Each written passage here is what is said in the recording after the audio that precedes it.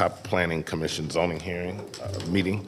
We'll get started, and if you please rise and join me for the Pledge of Allegiance. Pledge allegiance to the flag of the United States of America and to the republic for which it stands, one nation, under God, indivisible, with liberty and justice for all. Thank you. I trust everyone had a great Labor Day. And with that, we're going to jump right into an agenda. So I will turn it over to Mr. Peterson, if you'll walk us through that agenda today. Okay, and before we actually start the agenda, we're going to go over the hearing process and procedure. The hearing will follow the following process. Each case will be called in numerical order. We ask that the applicant please stand and raise their hand to show that they are in attendance. After that, we're going to call to see if there's anyone here opposed to that specific case. We would also ask that the opposition please stand and raise their hand so they can be counted for the official record. After recognizing both parties, they will be asked to come forward to be sworn in. The applicant will testify first, and then the opposition, if any, will testify second. It's important to note that each side only gets 10 minutes to state their case or concerns. There's not a process to reserve your time, and there's not a rebuttal process. So please convey all your information to the board within your 10-minute time period. Additionally, if there's more than one person who wishes to speak on a case, you may want to coordinate with each other about what you're going to talk about, because each side only gets 10 minutes, and you don't want to cover the same information over and over. After that, the board will start to discuss the case at hand. From the discussion, they may ask one or more speakers to come back to the front for additional comments or questions. And after that, the board will make a decision to either approve, deny, hold, or continue the matter at hand. There are 3 cases on today's printed agenda which have been continued, and the board will not hear these this month. First case is rezoning case Z15 of 2023, SDP Acquisitions, LLC. This case was continued by the staff until the October 3rd, 2023 Planning Commission zoning hearing. So Z15 will not be heard today. Rezoning case Z31 of 2023, Dwell Communities, LLC. This case was continued by the staff until the October 3rd, 2023 Planning Commission zoning hearing. So Z31 will not be heard today. And finally, rezoning case Z32 of 2023, Toll Southeast LP Company, Incorporated. This case was continued by the staff to the October 3rd, 2023 Planning Commission zoning hearing. So Z32 will not be heard today. I would like to ask the folks in today's audience, if you have a cell phone, please turn the volume off on your phones. When the phones ring, it does interfere with the broadcast and presentation. And I want to remind applicants, opposition, or any interested party that the information is due to this board the Monday prior to this hearing. Any information submitted to the board after the Monday due date may or may not be considered by the board at their discretion. And with that, Mr. Chair and Board, I'm ready to start the consent agenda. Okay. Cobb County Planning Commission zoning hearing consent agenda for September 5th, 2023. First case on consent is rezoning case Z33 of 2023. William D. Brown requests a rezoning from R20 to CRC for commercial and retail in land lots 789 and 790 of the 19th District. The property is located on the west side of Ernest Barrett Parkway, on the south and east side of Laura Brown Way. Staff recommends approval, subject to all stipulations of case Z111 of 2000 to be met. The applicant is present. Is there anyone here opposed to rezoning case Z33? No. Let the record show there's no one opposed. Rezoning case Z34 of 2023, Graydon Eric McWright requests a rezoning from GC to NRC for light automotive and a specialty contractor cabinet design showroom and warehouse in land lot 2 of the 20th District. The property is located on the east side of Cobb Parkway, north of Autry Church Road. Staff recommends approval, subject to the following conditions. Number 1, site plan received July 7th, 2023, with the District Commissioner approving minor modifications. Number 2, Fire Department comments and recommendations. Number 3, Stormwater Management comments and recommendations. Number 4, Water and Sewer comments and recommendations. Number 5, Department of Transportation comments and recommendations. Number 6, Site Plan Review comments and recommendations. Number 7, Special exception for a specialty contractor for use as a cabinet design showroom and warehouse at 4946 Cobb Parkway. Number 8, no outdoor storage or outdoor display of merchandise. And number 9, no wrecked or inoperative cars kept on site or kept outside. The applicant's representative is present. Is there anyone here opposed to rezoning case Z34? No. Let the record show there's no one opposed. And finally, LUP 20 of 2023, West Cobb Office Investors LLC requests a temporary land use permit renewal for a dance studio in land lot 241 of the 20th District. The property is located on the west side of Kennesaw Due West Road, south of the convergence of Kennesaw Due West Road and Stylesboro Road. Staff recommends approval for 24 months, subject to the following conditions. Number one, if dance studio use is discontinued, then your land use permit ceases. Number two, Planning Division comments and recommendations. And number three, Department of Transportation comments and recommendations. Is the applicant present? Is the applicant here for LUP 20? Is there anyone here opposed to LUP 20? No. Mr. Chairman, there's no one here opposed for LUP 20. And that completes the consent agenda. Thank you. Was there a question? Okay. No, Mr. Chairman, just wish to propose one additional condition to Z34 to allow the record to be amended to, the recommendation would be as read in by Mr. Peterson, but in addition, because there were two different uses that the site plan shows specifically the uses to be made at each building,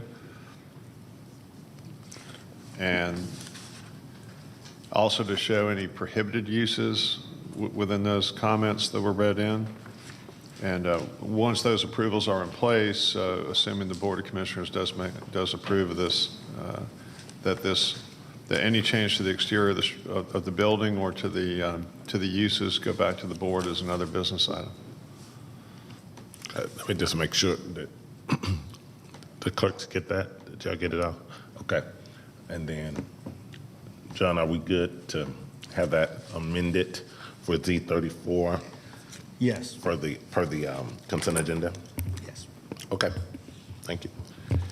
Well, with that, I'll entertain a motion for approval of the consent agenda with the modification. Okay. Motion to approve the consent agenda with that one modification. Second. We have a second from Commissioner Hughes. Is there any discussion? Let's call the question. A vote of 5-0, we recommend approval of the consent agenda. Okay, moving into the continued or held case agenda. First case we're going to hear today is LEP 18 of 2023. Haley Lopez requests a temporary land use permit to allow more vehicles than the code allows in land lot 261 of the 18th District. The property is located on the north side of Crevice Road at the terminus of Wanda Lane. Is the applicant present?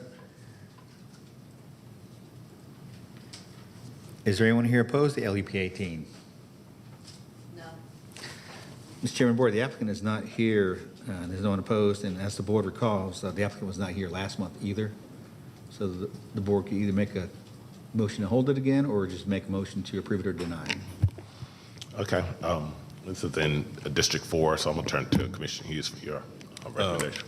Thank you, Chairman Vaught. I'm not sure what to make of the applicant not coming 2 consecutive months, but at this point in time, I'm prepared to make a recommendation that we recommend denial of the application consistent with the staff's recommendation.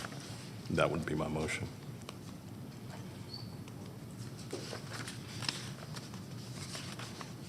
Do I have a second on the motion on the table? Second. I have a second from Commissioner Anderson. Any discussion? If not, let's call the question. Vote of 5-0 to recommend denial of LUP 18. Thank you. Okay, moving on to regular cases. First case we're going to hear is rezoning case Z29, Grace of Georgia Properties LLC. Request rezoning from R30 to RSL for a residential subdivision of 55-plus active adults in land lot 893 of the 19th District. The property is located on the south side of Morris Road, west of Hiram Lithia Springs Road. Is the applicant present? The director show the applicant is here. Is there anyone here opposed for rezoning case Z29? No. The director shows no one opposed. Would the applicant please come forward to be sworn in?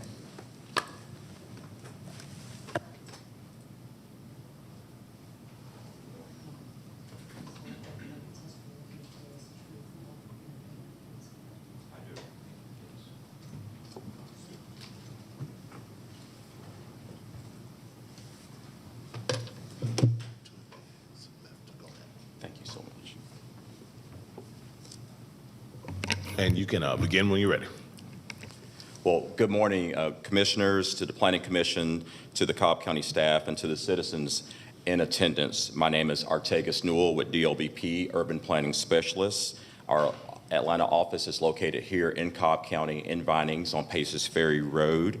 I am a director of planning with DLBP, where we specialize in preparing rezoning applications on behalf of property owners and developers, helping them design and deliver their projects. This is quite interesting for me to be at this side of the lectern. The past almost 25 years, I was in planning and public service, most recently as the planning director for the city of Rome and Floyd County, Georgia, for almost 6 years, and prior to that, for almost 19 years, I was the zoning administrator for Carroll County, Georgia. And so I have a great appreciation for the time and dedication of the staff, for the Planning Commission, for their dedicated efforts. And so I appreciate the opportunity to be able to speak before you all today. We are ecstatic to present to you our project known as Spring Lake Village, which is set to deliver 110 high-quality, single-family detached homes reserved for citizens aged 55 years and older. This project is located at 3950 Hiram Lithia Springs Road, and we are respectfully requesting a rezoning from R30 to RSL, Residential Senior Living. And we are representing Grace of Georgia Properties, LLC, in today's request. More detailed information is found in our planning opinion, which is located in your packet. However, throughout this presentation, we hope to show a few things: that the proposal supports a need for housing for Cobb's seniors who are 55 years and older, how the proposal is supported by existing infrastructure and utilities, how we plan to mitigate traffic and stormwater, how this proposal compares to R20 OSC, and finally, we want to share our engagement with the community and their support for this project.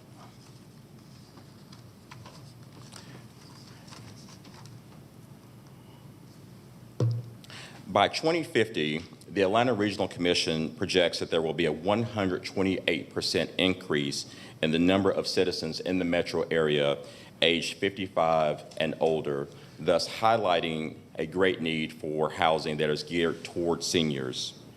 This allows people to age in place, to be near family and friends, and supports a vital land use element of the Cobb County Comprehensive Plan that calls for a variety of all types and densities to meet a growing and diverse population.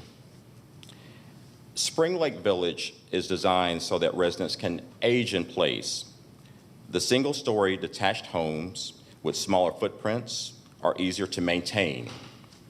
Additionally, the amenities of Spring Lake Village create a sense of place and offers close proximity to medical, retail, dining, and other services, creating a wonderful community benefit.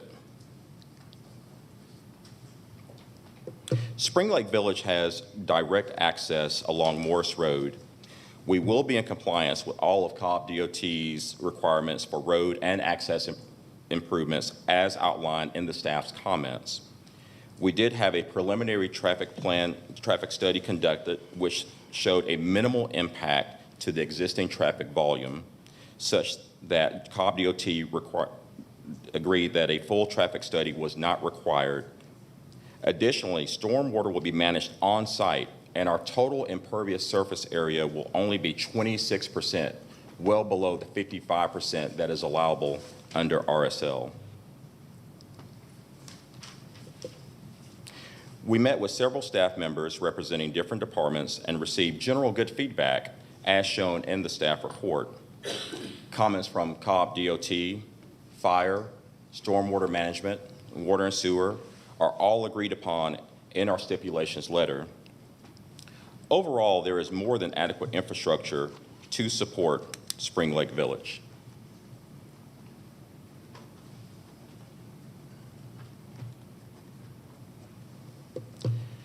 Staff has recommended that our request be deleted to R20 OSC. So we've undertaken what R20 OSC will mean to the development of this property. Spring Lake Village will simply be less intensive than an R20 OSC development of this size. An R20 OSC development would have 310 bedrooms. RSL has 220. An R20 OSC development would have 248 people. RSL has 165. An R20 OSC development would have almost 9 bedrooms per acre. RSL has 6. In short, RSL will be far less impactful to the existing neighborhood than R20 OSC. RSL zoning is needed to create smaller lots that are easier to maintain while simultaneously allowing residents to age in place in homes at the desired lot sizes and square footages for those downsizing from their current homes. Spring Lake Village supports the spirit and intent of the Cobb County Comprehensive Plan. Zoning does not operate in absolutes, but is quite nuanced, and all considerations must be given equal weight when evaluating a zoning decision. We have undertaken a comprehensive outreach effort to keep neighbors informed about Spring Lake Village. In addition to the required sign posting and letters to neighbors within 1,000 feet of the project, we hosted an on-site community meeting in May that was well attended, including attendance by Commissioner Sheffield. Neighbors were able to see the proposed site plan, ask questions, and give feedback. We have made periodic checks to the site, making sure that the signs are still up and visible, especially considering the recent storms. We also made an adjustment to an earlier site plan based on comments received at the community meeting. We have received some calls and emails, and citizens again have been in favor of the proposed RSL. Neighbors stated they were in favor of the RSL zoning as it's less intensive than R20 OSC and fits better into the fabric of the community. We also developed a website where citizens could view the site plan and submit comments. Additionally, we have an online petition that has approximately 20 signatures in support of Spring Lake Village. Commissioner Sheffield was quite gracious in letting us present Spring Lake Village twice during her in the zone meetings, and we also have comments taken from those meetings which we have used to adjust further details of Spring Lake Village. A letter of support was received from a neighbor, and we hope that you all had a chance to be able to see that. It was sent directly to Commissioner Sheffield. Commissioners, for these reasons set out and those as outlined in greater detail in our plan and opinion, we respectfully request your favorable recommendation of RSL and 110 lots as submitted. I will yield the remaining time to any neighbor who would like to speak in favor. Thank you so very kindly. Thank you. And there's a balance of about 2 minutes if you had someone else to speak. If not, I believe there was no opposition on this one. I'll call again. With that, we'll turn it over to, this is in District 4, so I'll turn it to Commissioner Hughes to lead our discussion. Thank you, Chairman Vaught. If I could have the applicant come back up real quick. It's my fault. I should have told you, don't go too far. Yes, sir. I started to say, well, I said I better step back. If we could go to the slide where you were making comparisons between the R20 OSC and Yes, sir. RSL, I want to understand some of the assumptions that you made with respect to total bedrooms per acre. So under our R20 OSC, you said total bedrooms of 310. What's the underlying assumption there? I think we're assuming in R20 OSC, typically going to have a 3 or 4 bedroom home with about, say, 3 to 4 residents per home, whereas with Spring Lake Village being reserved for citizens that are aged 55 years and better, as I like to say, you simply will have generally fewer people that would be occupying each home, and thus a lower number of people in the overall development. Generally, how many bedrooms will be provided for the RSL, each unit? Generally, how many bedrooms would be in each unit? 2? That's still to be determined. I would imagine that certainly a minimum of 2. It could be possibly 3 bedrooms. However, the number of citizens that would most likely occupy on a full-time basis each unit would be 2 or fewer. But I would imagine that the home itself would be 2 to 3 bedrooms, depending on the home that an individual would choose to have on their to occupy their property, and or the homes that would be selected by the developer, to place on the lot. Okay. And then looking at your floor space per unit, you assume 4,000 square feet for R20 OSC? I'm sorry, you can go back to the other slide. You can stay where you were. Okay. Go back to the slide you were. Sorry. Go back. The chart that you had. The chart that you had. Oh, sorry.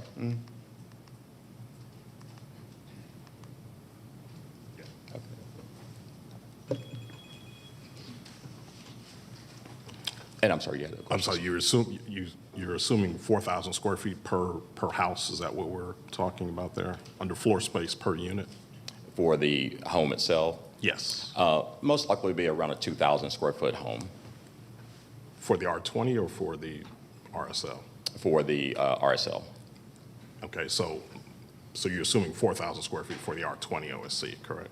I believe that's correct, yes. Okay. And then there's floor space per acre. I just want to understand how you arrived at that figure.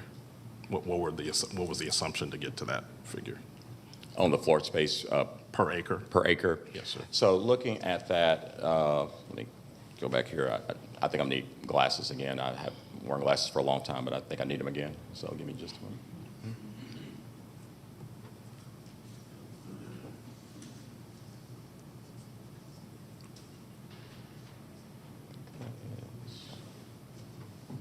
Oh, I see. On the floor space, we have 6982, I think, for the R20, and then the 6194 for RSL. I think, again, looking at, and if you have anything, Caroline, you can.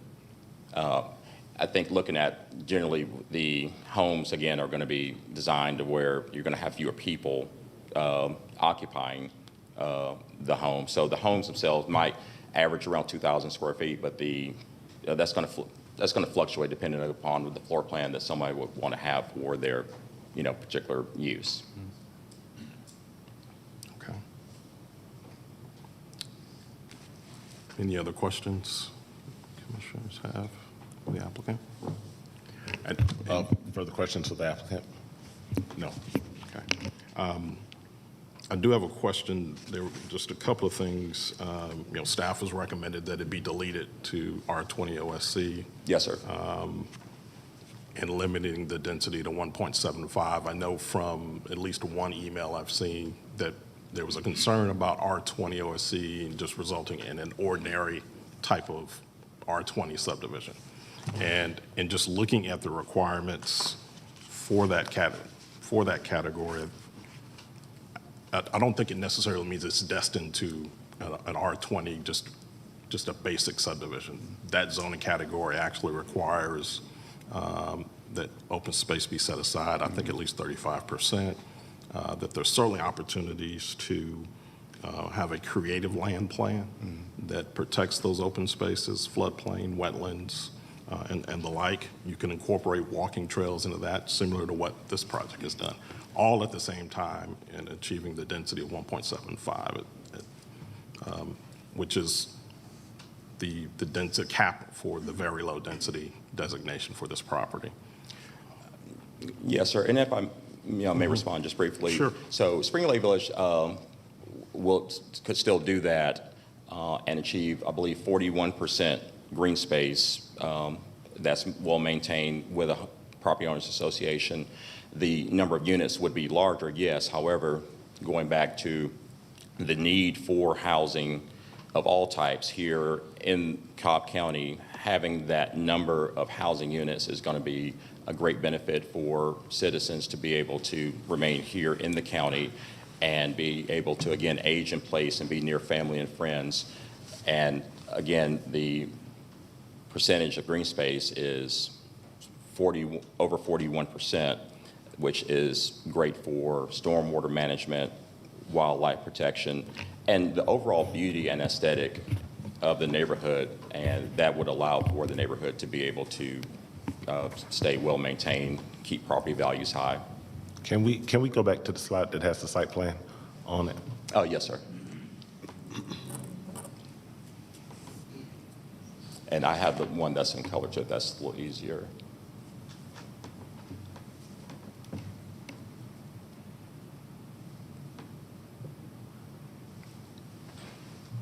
It's more colorful. I don't know if it's easier. It's definitely more colorful. I don't know if it's easier, but it's colorful. Let's go back to the black and white one for a second, please. Oh, sorry. Yes, sir. Awesome. Thank you.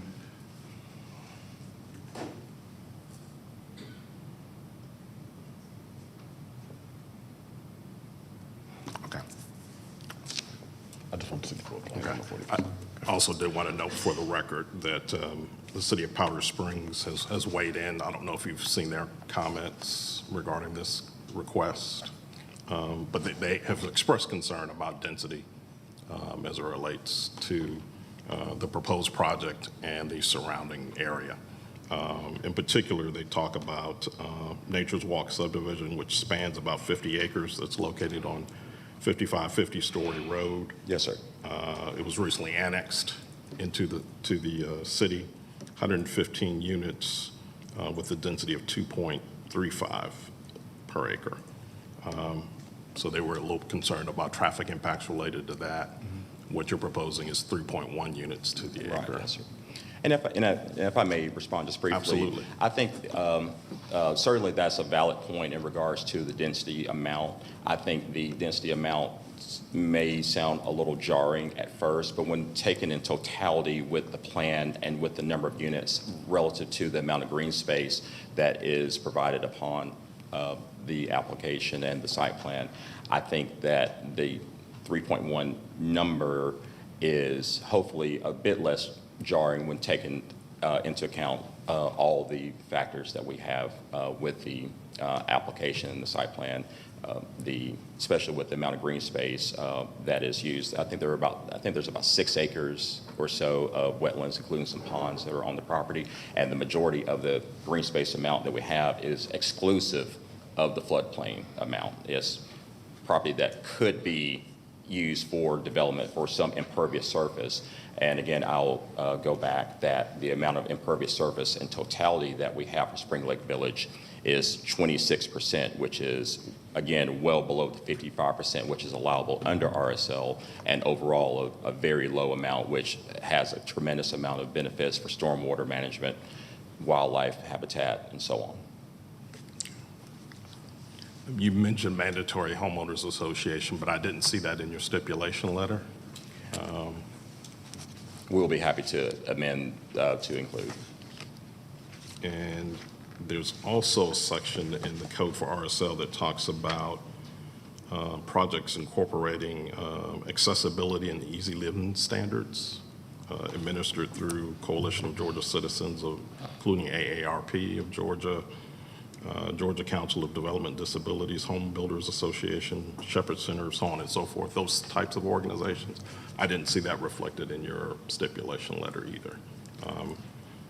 There's some requirements here that there be a full bath on the main level, that ample maneuvering space, and bedroom on the main level, and so forth. And I didn't see any of that noted in in regards to the homes themselves. Yes.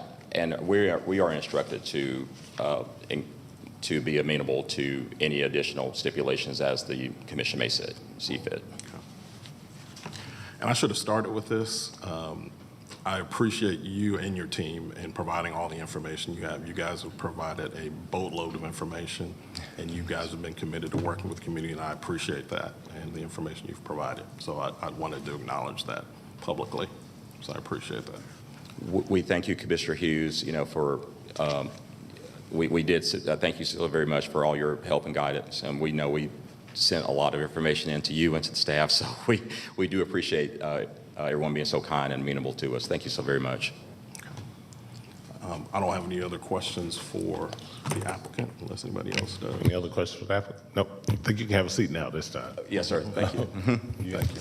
Questions, staff? I do have a question for John. If you could just provide staff's recommendation on what the basis was for your recommendation. The staff recommendation for this case was for deletion of R20OC. The staff felt like the R20OC fits the character of the area a lot better than an RSL development. You know, one thing about an RSL, it's only required to be in certain future land use categories, and very low density residential is not one of the categories that's permitted in. And then we were also concerned about the density relating to the project being much more dense than the adjoining and adjacent properties. Okay. So that's why staff did recommend deletion of R20OC. Okay. All right. You guys have any questions of staff? I too took a look at the zoning ordinance, section 134-203-2, purpose and intent, and John alluded to what I was going to bring up as well, that this residential land use category is designed to be located within any land use category other than industrial compatible, rural residential, and very low density residential, which is the case here. And with that being the case and the density that's being proposed at 3.1 as opposed to 1.75, it would be my recommendation that we follow staff's recommendation, subject to the conditions that are included in staff's report, and that would be my recommendation. Or motion, excuse me. Before I second with just a question as well, does that have we covered the mandatory HOA within that somewhere? We can include that as an added condition that mandatory HOA be included as one of the conditions. Second. Okay, we have a second from Commissioner Ballon. Is there any discussion, further discussion? I just wanted to re-clarify. So how many units would that yield again? 62. So that is corresponding to that. That's correct. It's 62. Yes. Okay. Just want to reconfirm that. Thank you.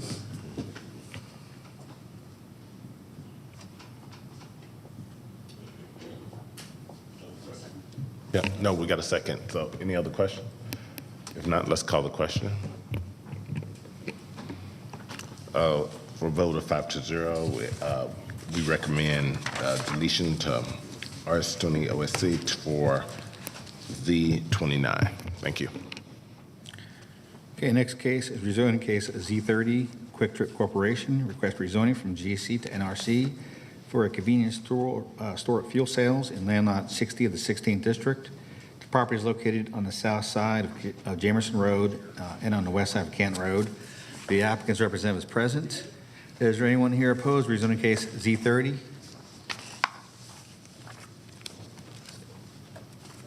Okay, let the record show there's three people opposed. All those who wish to address the board, please come forward to be sworn in.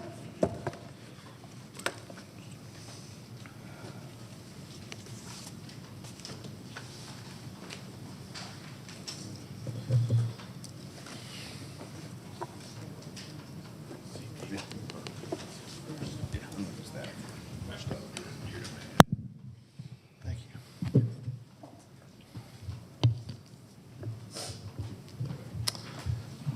Good morning, Commissioners. Kevin Moore here on behalf of Quick Trip Corporation in this application for rezoning. Appreciate your time here this morning. This property is located at the pin intersection of two major roads, Canton Road and Jamerson Road. You can see it highlighted on your screen now. It currently is a abandoned former Eckerd or Rite Aid store that closed several years ago, as we have seen, and you see those from time to time. And it has remained a dark building, unused since that time. What Quick Trip Corporation is proposing is to build a Quick Trip convenience store at this location and at this intersection. The property is currently zoned general commercial, or GC, and you can see that with the red coloring that's denoted on your screen as well. You can see there's a good number of GC zone properties at this intersection and in this particular area. The area itself, however, is within a neighborhood activity center, an NAC, and as such, any development of this site, future development or redevelopment of this site does require a rezoning, and per your ordinance, requires a rezoning consistent with the future land use plan. Quick Trip's application is to rezone the property to NRC, which is consistent with the neighborhood activity center future land use designation, and that's also reflected in your professional staff's recommendation for approval that this proposal is consistent with the future land use plan, and as well, from a use standpoint, is compatible with the surrounding uses. The surrounding uses here consist of other retail, restaurant, other convenience stores, as well as specialty contractor uses. The proposed convenience store by Quick Trip would be entirely consistent and compatible with those surrounding uses at this particular intersection. So with this application, you're presented with an opportunity to follow your code. This property cannot simply remain GC. It cannot remain general commercial because it cannot be developed, redeveloped, modified whatsoever until it's brought in for rezoning. So you are required to zone it to a category that's within the future land use of NAC, which for this piece of property, what we're proposing is NRC, exactly the zoning category that's adjacent to us on the south off of Canton Road. Turning now to the site plan itself.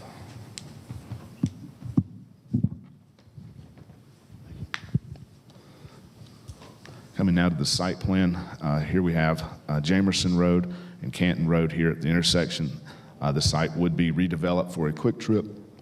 It's utilizing the two existing access points. There's an existing right-in, right-out access point here on Jamerson Road. Also, the other access off of Canton Road, which is the full access, is a shared access point per a shared easement agreement with the adjoining retail restaurant location there, shares that access here per a recorded easement. The site itself is very straightforward. We've all stopped at Quick Trip, and this is what this will be one of their convenience stores with fuel cells, fuel stations here as well. Quick Trip is aware of the Canton Road design guidelines as well as the staff's comments and recommendations. Staff had some very specific recommendations as it relates to lighting, canopy, and design that are consistent with the Canton Road design guidelines. They're very aware and are agreeable to those. As it relates to, there is opposition here, and we've had some discussions with them. That opposition today, at least, arises from the owners of the adjoining retail site that was rezoned NRC, just the same exact category we are seeking. They have three businesses there: a Ray's Donut Shop, a Vespucci's Italian restaurant, and a Planet Smoothie, I think, smoothie shop. All doing well. They've got a great-looking building there, and it has been successful. Their opposition, I believe, is from, as I understand it, they have some concern over parking. Customers of theirs have been utilizing the empty parking spaces that are on this property at times and have used that, and they're concerned about the future use of our property as it relates to their continued use. It's been my experience, and this is just anecdotal from me, and that is that a business such as a Quick Trip here in this location does nothing but improve the overall commercial, retail, and restaurant success of the area as a whole, especially when compared to a dark building that's been vacant and sitting there. Commercial values are depressed when you have dark buildings for long stretches of time that are just sitting there, especially at a corner intersection such as Jamerson and Canton Road. It needs to be redeveloped, and it should be redeveloped.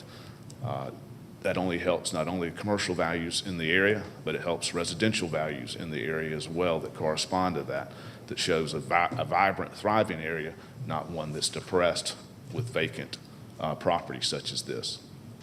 We do not believe that Quick Trip generates traffic in the sense that of a destination. Quick Trip's convenience stores generate traffic by cars that are coming by. That is, travelers that are already on the road. Just like we all use convenience stores, you go to the one that's what? Most convenient. That is, you stop by on your way home or on your way to work or wherever you're going.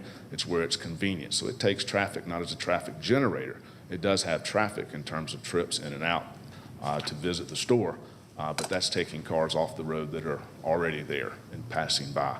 And that's proven out over and over, and just from personal experience as well. Again, in this instance, the category that's being sought, NRC, entirely appropriate within this future land use category of neighborhood activity center. It's, as NRC, you can see it's adjacent to us on the south side of this property. NRC, without question, is the right category for this tract. The question that seems to have arisen is one of whether this proposed use is appropriate for this location. And I can't think of a better location for a convenience store than at the major intersection of two roads, Jamerson and Canton Road, than what is being proposed here. Moreover, under NRC zoning ordinance, a permitted use is a convenience store with fuel cells. That's a permitted use. It doesn't require a special land use permit. It doesn't require special exception use. It doesn't require any other review or standard. It's a permitted use under NRC, and it should be permitted in this instance as well. Your staff has given a recommendation of approval, stating numerous times that the proposed use is compatible and consistent with the area, that the proposed use is consistent with your future land use plan, and it has specific recommendations as it relates to design as well that are agreeable to Quick Trip. We believe this is an appropriate application, an appropriate rezoning, and would respectfully request your recommendation of approval. Thank you. Thank you, Kevin. Okay, we'll hear from the opposition now. He'll come up.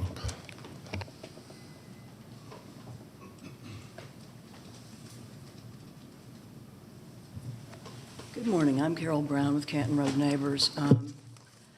I'm speaking on behalf of a couple of residents in the area that are opposed to this, and I want to lead off this discussion, and you'll be hearing from the owners of the contiguous property right after me. Canton Road Neighbors isn't going to issue an opinion on the merits of this case. Clearly, NRC is the appropriate zoning, and Quick Trip is allowed in that land use, but we have other issues. I think the key question here is impact and whether that's being adequately considered. It seems to be that there is a rush, and I will come to the punchline first. We're going to ask that this be heard and then held in order to give the two long-standing business owners of three very successful businesses time to hire counsel and review the easement and try to negotiate with Mr. Moore and come to some sort of an equitable compromise.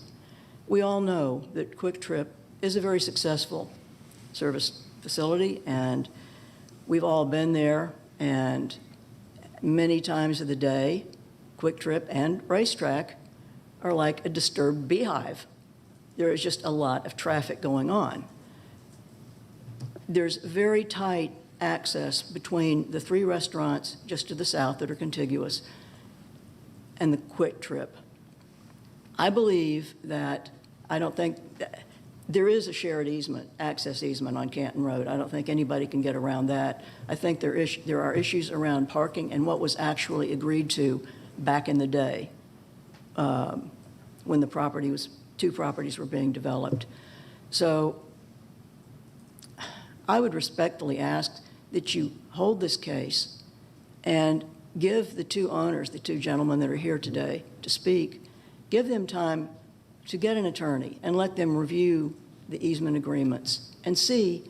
We don't want the Quick Trip to run three very popular local businesses out of business because they're being overrun by Quick Trip's customers. Thank you for your time. Mr. Aslachi? Thank you.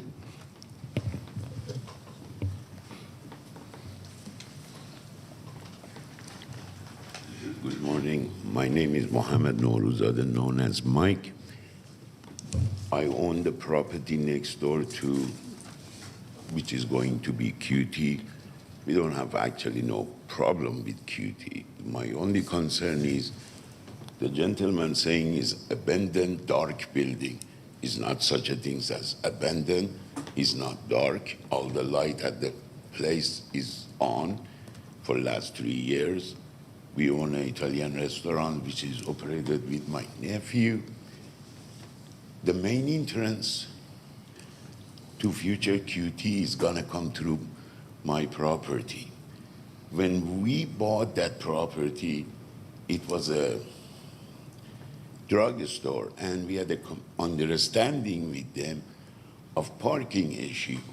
Now they're gonna have all these trucks coming early in the morning. 90% of their entrance is gonna come right there on Canton Road, not Jamerson. Jamerson has a median nobody can turn into. Only the people who are traveling south on Jamerson can get into it. Everybody else from Canton Road, which is the major intersection, they gotta come through our shopping center to turn right to go into QT. And when we even came for a zoning for the restaurant, same group of people like you guys accept our restaurant situation because we were having a shared parking. I gotta go look. I just found out last Wednesday about this situation. They apparently sent the address to our old address or whatever the county had. I never received it, otherwise we would have obtained someone. We are not here to fight with QT. We like them, we use them every day. We're just gonna have to come some sort of agreement. They're gonna take all the parking space. Their pumping is gonna be right there. If the real site plan is there, which is show both building is the same parcel of land, they subdivided it and sold it. We just need some time to work out how we're gonna do the parkings, the entrance, because 90%, you've probably been to that neighborhood, they're gonna come through the Canton Road. And we are not trying to fight with them or anything, we just need to come to some sort of conclusion, how we're gonna work our entrances, about the parking issues, and all that other stuff. Do you have any questions? We'll hear from everybody, and then we'll call you back up for Sure. questions. I think there was one more speaker for opposition. Come on up. Thank you.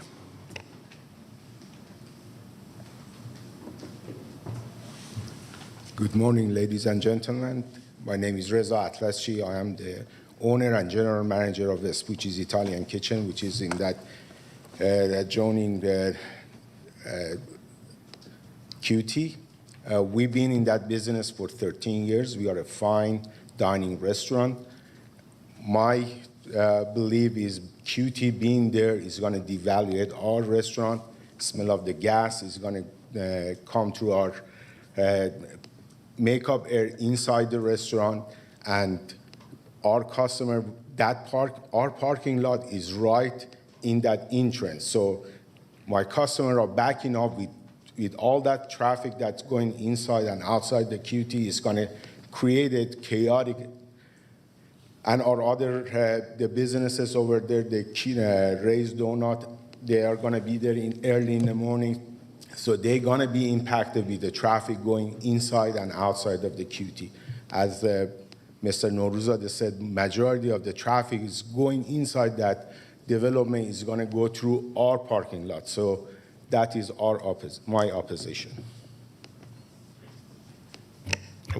All right, you can have a seat. If that's all, I'm just making sure that's all the opposition, correct? Okay. With that, this is in District 3, so we'll turn it over to Commissioner Dance to lead our discussion. Thank you. Can I get DOT, please?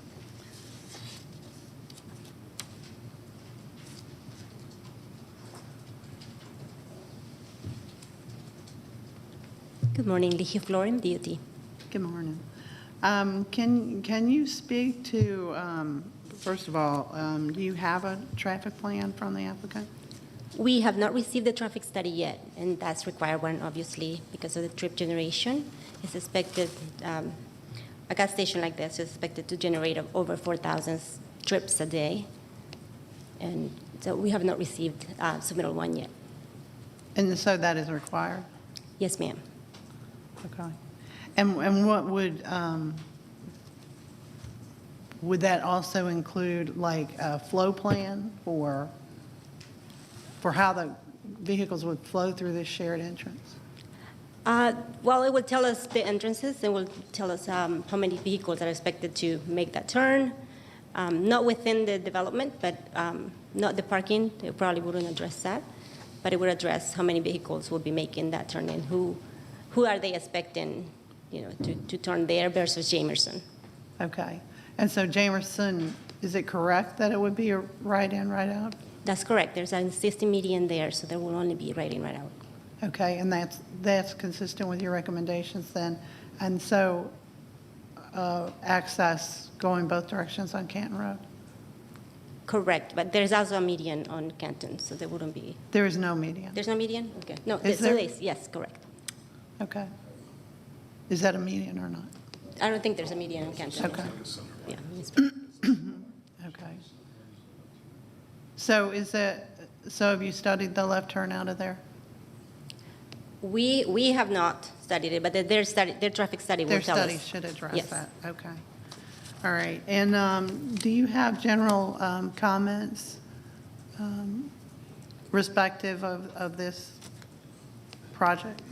Yes, we have several comments, typical of this type of Okay. development. We have right-of-way comments that both Canton Road and Jamerson are on under the standard for this type of road. These are both arterials, and they require a 50-foot right-of-way from the center line, so we will require that donation. We were also required, typically, a driveway shouldn't be less than 100 feet, when it's right in, right out, 100 feet from an intersection. And so we have to, on the Jamerson access, we will tell them to move the driveway 100 feet from the existing driveway, which is, if you were able to see on the plan, there's an existing driveway adjacent to it, right next to it. So we will want that to be moved 100 feet from the driveway and 100 feet from the intersection. But as you can see, their frontage is limited, so we will have to play with that during plan review to provide the best access to that on that road. And it might be that the existing one is the best access. We have to elaborate, and we have to analyze that during plan review. And then the Canton Road, it seems appropriate as it is right now. And what else do we have? Let me see, I have my comments here. When you're engaging in these conversations, do you engage also with the property owner on the second parcel? We do not engage with the adjacent property owner, no.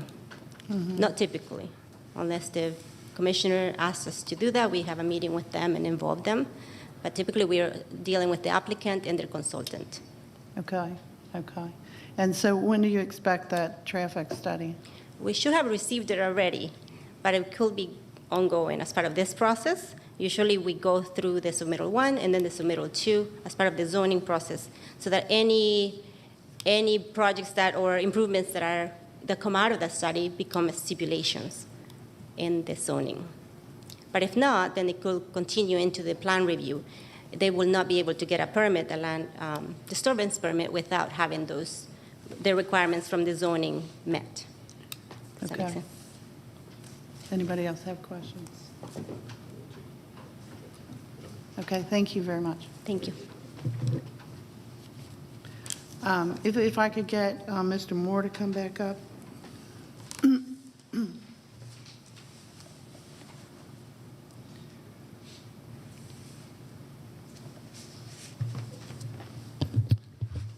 Good morning. Can you Good morning. speak to the timing of the traffic study? Sure. The traffic study requirement that was triggered was based on DOT's expected trip generation for this. So that traffic study, though, has now been undertaken. The traffic counts have now been taken. You have to wait to an appropriate time, i.e. when school starts, to take those traffic counts. So traffic counts have been taken and the study is underway. Okay, and looking at the plan and the interparcel access, is there a diagram that shows us what the traffic flow would be in that shared access point into your client's property?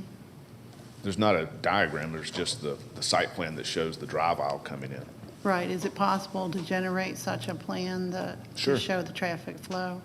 Sure, and the study will, as was stated, part of that study is they will then, basically by percentage, will say this X percent of the traffic will come in through Jamerson and X percent of the traffic will come in through Canton Road access point. They'll have a percentage that they use as a traffic engineer. They do their thing, and that's part of it as well. So that'll be available. So how about, you indicated that the discussions with the adjacent property owners basically occurred this morning. Have y'all had previous conversations? There were some discussions last week. Okay, so they're all recent? Yes, very recent. Okay. And is there progress being made in those discussions? I mean, I think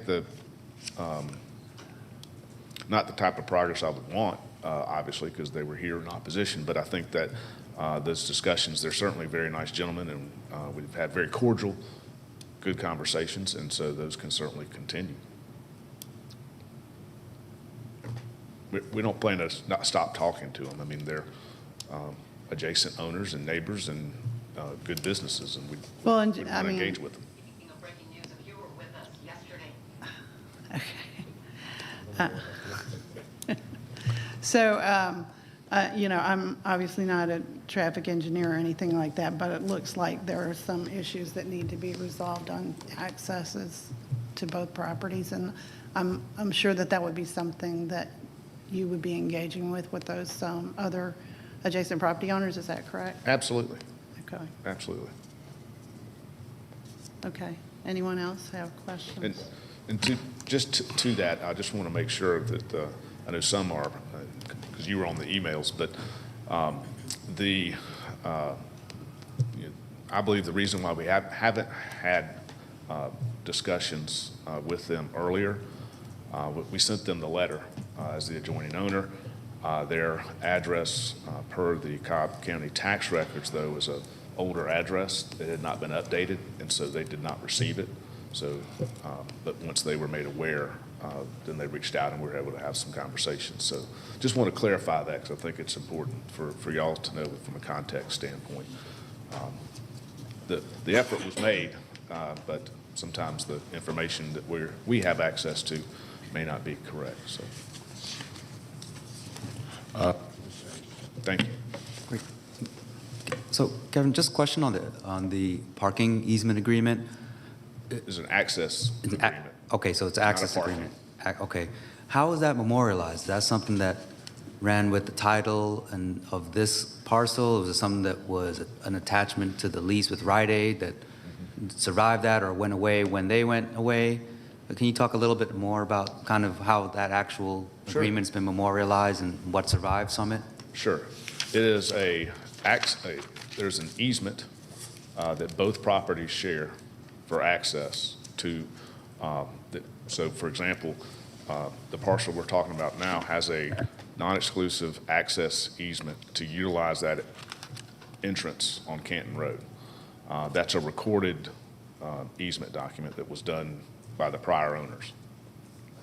But there's nothing of record that speaks to the restaurant, I'll call it the restaurant parcel, having the right to park on this property. There's no recorded instrument. It's not part of the access easement, and it's not part of any other recorded instrument for that right. I can't speak to what conversations they might have had prior. That's outside of my knowledge, but I do know what the title record holds. Great, thank you. Sure. Any further questions from Mr. Moore? Okay, I'll turn it back over to you, Commissioner Day.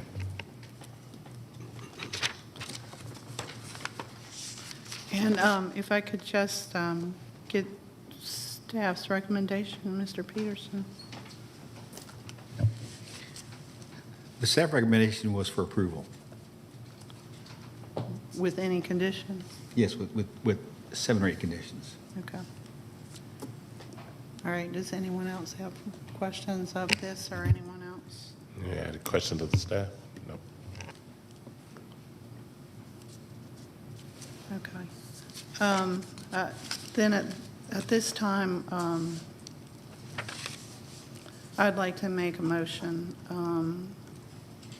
to hold this, to allow the parties to have a conversation and bring us back at least what progress you've made in terms of use of this property, because it seems like that's actually in everyone's best interest, and that would also help DOT in its analysis, and that we get the requested studies to DOT and get that analysis by our next meeting. That's my recommendation. I have a second from Commissioner Hughes. Any further discussion? If not, let's call the question. So we got a vote of 5-0 to hold Z30 for 30 days. And so we'll hear the case then. Thank you. Okay, moving into land use permits on today's agenda. First land use permit we're going to hear today is LUP 19. Gonzalo Castillo requests a temporary land use permit to allow more vehicles than the code allows in land lot 143 of the 20th District. The property is located on the north side of Memorial Parkway, west of Jim Owens Road. Is the applicant present? Is the applicant here for LUP 19, Gonzalo Castillo? Is there anyone here opposed to LUP 19? Got 6? 6. Let the record show there's 6 people opposed. Mr. Chairman of the Board, the applicant is not present, but there are 6 people here opposed to LUP 19. So the board could either elect to hear it Yep. and make a decision or hold it. Yeah, I'm gonna turn it, since this is District 1, I'm gonna look to Commissioner Below and take your recommendation. Sure. So since 6 folks showed up to be heard today, my recommendation will be to allow them to be heard at this time, and then we'll make a motion at the conclusion, if that's okay with my fellow planning commissioners. Yes, ma'am. Mr. Chairman, I would recommend we do open the public hearing if that's the motion that's going to be accepted. Call for the applicant, let the record reflect they're not here, and then allow for opposition to speak as normal. Got it. I hear no other opposition from the fellow commissioners, so we'll hear LUP 19 today. With that, can we have the applicant? And the applicant, let the record show the applicant is not here, so we'll move into opposition. And opposition has a total of 10 minutes. So everyone that wants to. Okay. Perfect.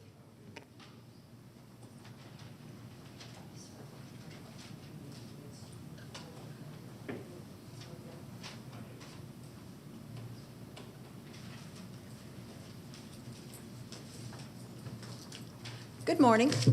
My name is Melody Knighton. I have lived on Memorial Parkway for 27 years, and it's quite laughable that it's called a parkway because it is a very narrow little residential street. As a matter of fact, 2 cars passing each other on that street have to be careful, and anyone walking or playing on each side of that street at that time has to step back onto the right-of-way and the grass. Our opposition to this request is that it's a safety issue. There are children playing on this street. There are several bus stops near the property, and there's already numerous cars parking. They're not waiting to park and get your approval. They've been doing that for quite some time. I do have pictures. I'm a little low-tech today, so they're actually pictures. Would you like to have those? We can get those put up on the screen for us. Okay. Thank you. So one of the other problems that we see is that when there's so many cars parked in this one driveway, in order for the other cars to get out, Everybody has to back out into the street.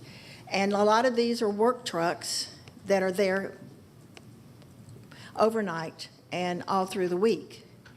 And we've even seen cars parked actually on the side of the street, which means if you're walking, you have to go out into the street to go around. If there's cars coming, everybody has to stop. It's just too narrow a residential street to allow that.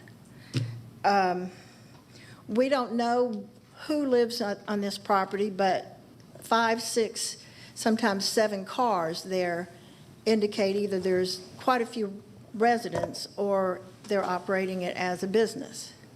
And we are a residential area. We didn't buy our homes to be in a commercial area. So we're mostly concerned with the safety issue. That's pretty much what I have to say. My fellow neighbor is going to talk to you about some other concerns. Thank you. Thank you. Leave the slide up. Leave that one up. Oh, yeah. Sorry about that. My name's Lieutenant Colonel Terry Madden. I live on the other side of the fence there that you see on the left side of the photograph. My concern, and I've been there 22 years, my concern is that the gentleman there is running a commercial business out of there. You can see that there are work trucks there. 6:30 in the morning, people are moving in and out of there all the time. There are trucks, trailers, construction materials laying around everywhere, and it's definitely impacting the value of our properties. Now, over the last 3 years, the tax digest for our property has increased double. So we have a vested interest in our community in keeping the property values up. And this certainly is not conducive to keeping our property values up. That's all I've got. Thank you. Thank you. Any other speakers for the opposition? All right. If not, I will turn this to District 1 Commissioner Ballon. Thank you. Okay, Mr. Peterson, can you give a staff recommendation? Yes, the staff recommendation is to deny the request. Okay. And if I understand it correctly, the property resident would still be allowed to have 4 cars in the driveway under the code? That's correct. Okay. All right. Let me go ahead and get one of the opposition back up.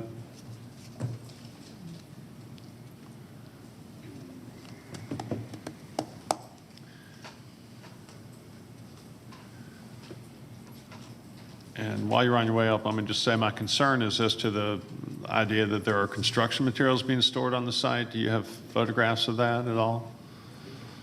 I don't believe you can see it from the pictures that I took, because my primary concern because of the ordinance that we saw was in question, we didn't want to muddy the waters with other problems, which there are some others, but we wanted to keep it consistent with what this particular ordinance is being questioned. Do you? I'm sorry. No, go ahead. Do you have other pictures that we can see? What other things are?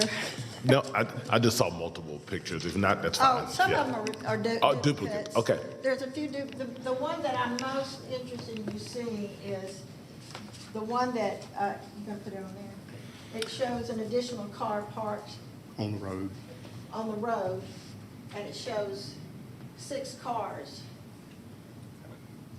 There are other ordinances that are being broken, but we'll just hold that off for another time.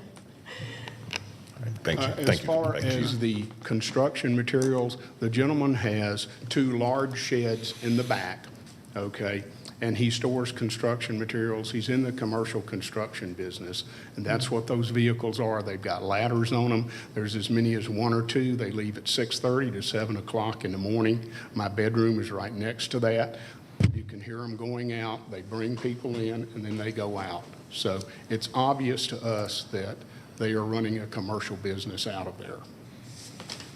Okay, thank you. Mr. Peterson, is there anything else we need to do at this time if the motion and the will of this Any more questions for us?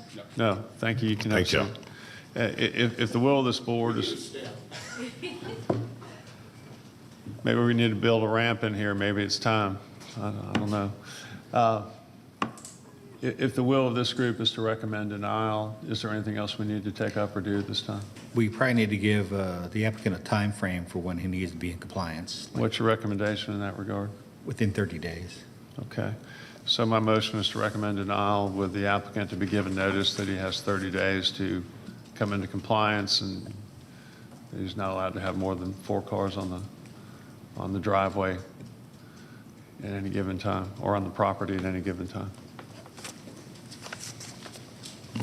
Second. I have a second from Commissioner Hughes. Any discussion? Let's call the question.